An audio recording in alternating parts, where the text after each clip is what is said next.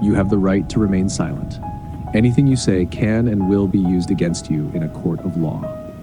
The cold metal of the handcuffs bit into my wrists as the officer tightened them. The flashing red and blue lights of the squad car bathed the alley in a garish glow, each strobe sending waves of nausea through my stomach. My heart pounded in my chest, each beat thundering in my ears. I couldn't understand what was happening.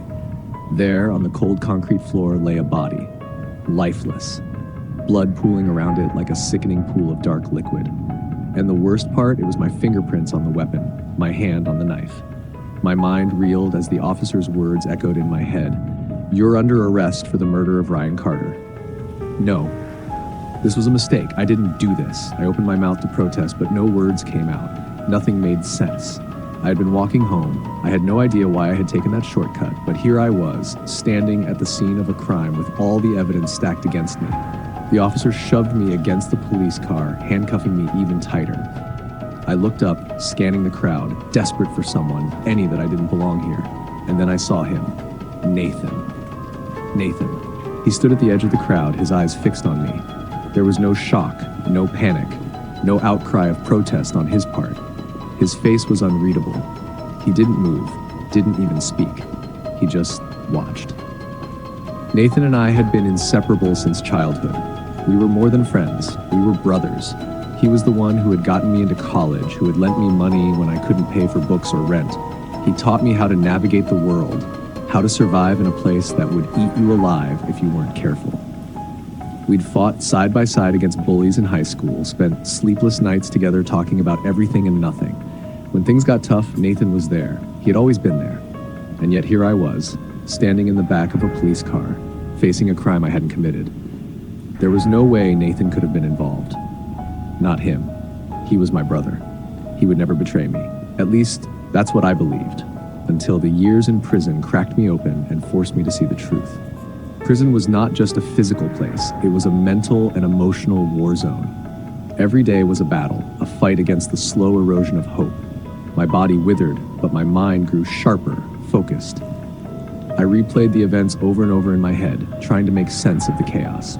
But no matter how many times I retraced my steps, I couldn't find the answer. How did I get there? Why was I in that alley? What happened? It wasn't until I was lying on my prison cot, staring at the peeling ceiling, that it finally clicked. It was Nathan. I thought back to the night it happened. The text message he had sent me. Yo, I need to talk. Meet me by 8th Street, urgent. That was the first crack. The moment I should have realized something was off, but I hadn't. I had just followed his instructions like a fool. Then the pieces started falling into place. The murder weapon? I had seen that knife before. Nathan had used it to cook when we'd hung out at his place, yet I never thought about it. I had seen it in his apartment. How had my fingerprints gotten there? The surveillance footage? I was caught on camera, walking down the alley at the precise time of the murder, but no one had questioned how perfectly the camera had timed it. No one had suspected the footage could have been altered. The victim? Ryan Carter.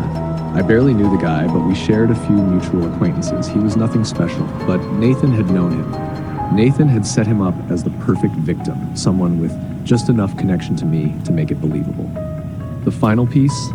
The text message he had sent me, which was conveniently timed to lead me straight to the crime scene. I hadn't seen it before, but now I could see it. The cracks in the walls, the small, deliberate manipulations. Everything had been carefully orchestrated to make me the fall guy, and Nathan had done it. When I was released, I didn't go home. I didn't celebrate. I went straight to him. Nathan hadn't been punished. He hadn't been questioned. He was still living the life I should have had, the career, the house, the freedom. He had done it all while I rotted in a prison cell, wondering why. When he opened the door, his face lit up with that same boyish grin he always had. Man, you're out. I tried everything to get them to listen, but I didn't let him finish. We need to talk. His grin faltered, but he stepped aside, letting me into his house. Everything was exactly the same, pristine, untouched. His life hadn't changed. I had, but he hadn't. We sat down in his living room. The walls were filled with memories, photographs of us together. My fingers twitched with the urge to tear them down, to rip apart the lie that we had shared. I looked at him, studied him. Tell me the truth, Nathan. His eyes flickered with something I couldn't quite place.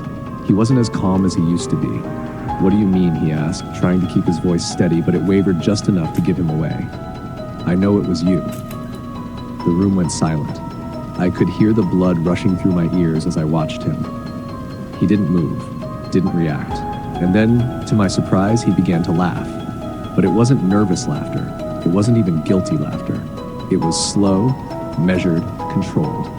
He leaned back in his chair and said, "All right, since you figured it out, let me walk you through it." And he did. He laid it all out, step by step. How he had stolen my fingerprints from a cup at his apartment one night. How he had secretly spliced the surveillance footage to frame me perfectly. How he had gotten close to Ryan just to ensure he'd be the perfect victim.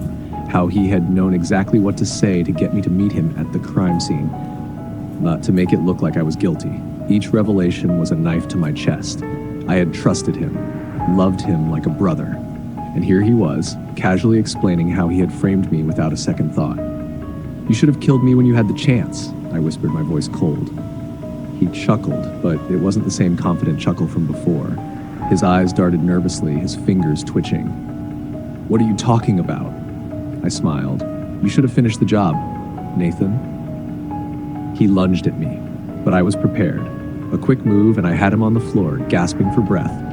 I pinned him down, pressing the blade of a knife against his neck, his own knife. "You think you're the only one who can be patient?" I said, voice low, the words tasting like poison on my tongue. "I spent years in that hellhole, Nathan. Every second, every minute, I thought of this moment. I thought of how I would make you feel what I felt." He looked up at me, panic flashing in his eyes. You don't have the guts." I didn't answer. Instead, I dragged him into the basement, his hands still cuffed behind him. The same basement where we had once planned our future. The same basement where I had shared my dreams with him. I chained him to the wall. I made him listen. Over and over again, I played his confession, the one he had no idea I had recorded. The sound of his voice, calm and detached, explaining how he had destroyed my life. I took my time. I made him feel every minute of what I had endured. By the time he begged me for mercy, I had already decided it was too late. Mercy was a luxury he hadn't given me, and it was a luxury I wasn't going to grant him. With one final whisper in his ear, I said, "You should have killed me when you had the chance." Then I left him there, the door closing behind me as the house burned to the ground.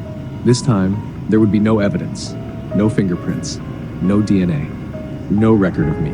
This time, the real culprit would never be found.